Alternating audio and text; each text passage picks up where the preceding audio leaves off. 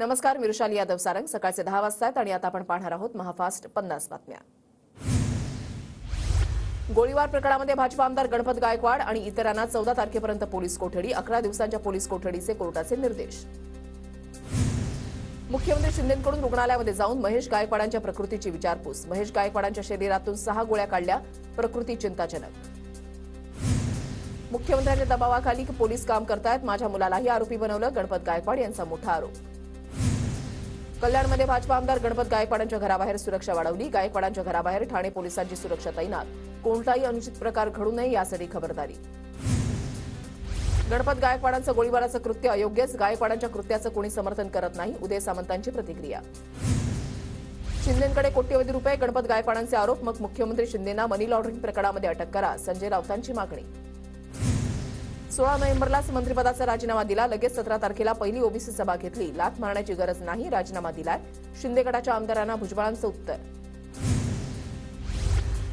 2.5 महिन्यांपूर्वी राजीनामा दिला तरी मंजूर होणार नाही, छगन भुजबळांच्या राजीनाम्यावर आशिष देशमुखांचं वक्तव्य. नाभिकांनी आता यापुढे मराठ्यांची हजामत करू नये, पंढरपूरमधल्या एका कथित घटनेवरून भुजबळांची चिथावणी. जरांगींसोबतच्या वादामध्ये भुजबळांनी अख्ख्या समाजाला सोडलं. व्यवसायाचा उल्लेख करून भांडणं वाढवणं अत्यंत चुकीचं, मतभेद आहेत, दुश्मनी नाही, भुजबळांच्या वक्तव्यावर प्रकाश आंबेडकरांची प्रतिक्रिया.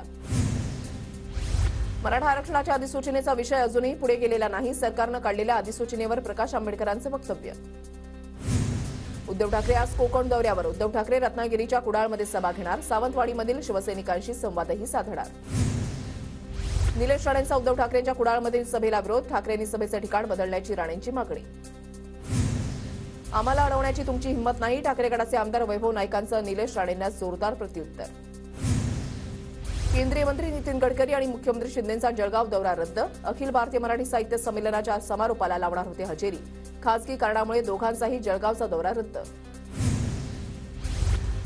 अहमदनगरच्या कोपरगावमध्ये केंद्रीय मंत्री रामदास आठवलेंच्या उपस्थितीमध्ये माता रमाई जयंती आणि संविधान सन्मान सोहळा संपन्न. सोहळ्याच्या वेळेला रामदास आठवलेंवर जेसीबीमधून पुष्पवृष्टी. कोल्हापुरात मुस्लिम बोर्डिंगचे चेअरमन गणी आजरेकरांसह 600 जणांवर गुन्हा दाखल. प्रार्थनास्थळावरील अतिक्रमण कारवाईला विरोध केल्यानं कारवाई.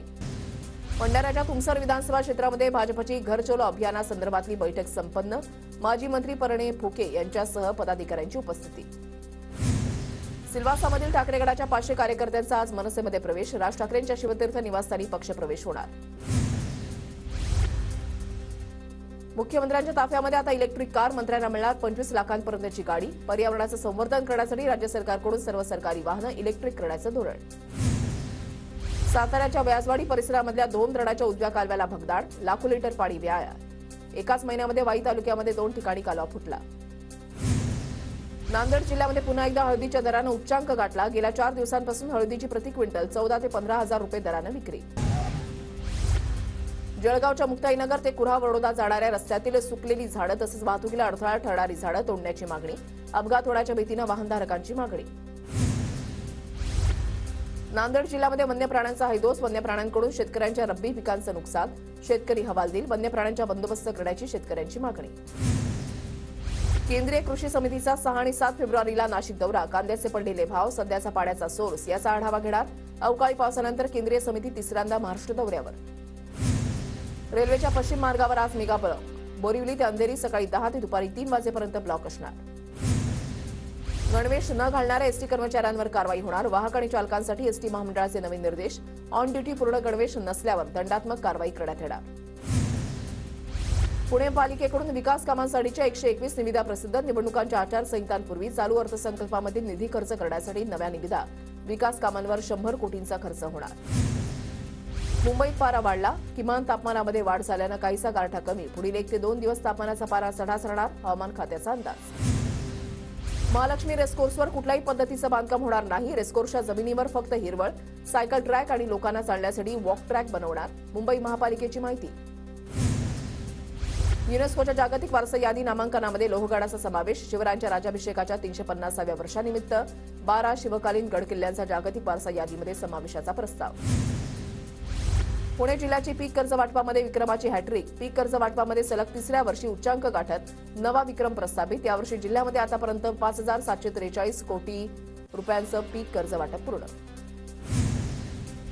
मेट्रो 3 आता 3 टप्प्यामध्ये वाहतूक सेवेमध्ये येणार. पहिला टप्पा मे महिन्याच्या अखेरीस आरे ते बीकेसी भुयारी, दुसरा टप्पा बीकेसी ते वरळी, तर तिसरा टप्पा वरळी ते कुलाबा असणार. MMRC कडून नियोजन. कचरा व्यवस्थापन विलगीकरणासाठी BMC कडून 168 कोटींचा निधी, गेल्या वर्षीच्या अंदाजापेक्षा 14% अधिक तरतूद. उपमुख्यमंत्री देवेंद्र फडणवीस यांनी गडचिरोली मॅरेथॉनला दाखवला हिरवा झेंडा, हजारो धावपटूंनी घेतला सहभाग. पिंपरी चिंचवड शहरामधील मराठा समाजाचं सर्वेक्षण 100% पूर्ण, शेवटच्या 3 दिवसामध्ये 11% सर्वेक्षण केल्यामुळे मुदतीमध्ये सर्वेक्षण पूर्ण झाल्याची महापालिका प्रशासनाची माहिती.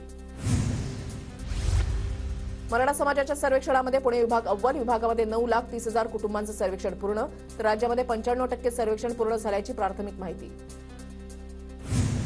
येरवाडा कारागृहामध्ये 812 सीसीटीव्ही कॅमेऱ्यांची नजर, सीसीटीव्ही यंत्रणेचं गृह विभागाच्या मुख्य सचिव राधिका रस्तोगींच्या हस्ते उद्घाटन.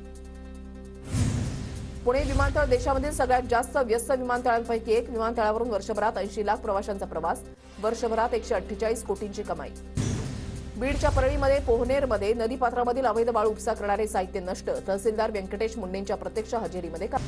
सावित्रीबाई फुले पुणे विद्यापीठ चौकाजवळ मालवाहू ट्रेलर उलटला, चौकामध्ये मोठ्या प्रमाणात कोंडी झाल्यानं वाहतूक ब्रेमेन चौकातून वळवण्यात आली.